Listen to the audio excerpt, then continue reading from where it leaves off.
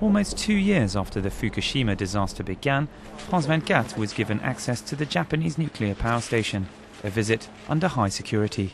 We're in a protected area of the Fukushima Daiichi nuclear power plant at the moment, but before we can go outside we have to wrap ourselves up to protect us against radiation. So here we have it, a hazardous materials suit, a personal radiation monitor in my pocket, and last but perhaps most important of all, a full face mask. The visit began on a bus with the Pacific Ocean on one side and the 4 damaged reactor buildings on the other. Over the last 2 years, the power plant has been cleared, but the debris from the tsunami is still visible, and building number 3 remains in a terrifying state. Here, the radioactivity levels are still very high.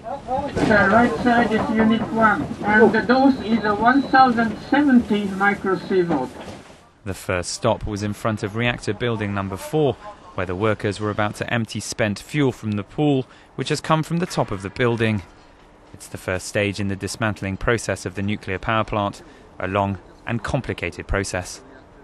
We will need a considerable amount of time before the Fukushima plant is totally dismantled. The hardest part will be to remove the reactor's melted fuel rods, to isolate them and to store them. Before leaving, the employees of the TEPCO nuclear power plant checked that the journalists and their material is not contaminated. In all, they've been exposed to 70 sieverts. By November this year, TEPCO hopes to start removing some of the fuel rods from the pool behind me and putting those into dry casks. That will be the start of a process that will go on to include removing the melted fuel from 3 of the other badly damaged reactors.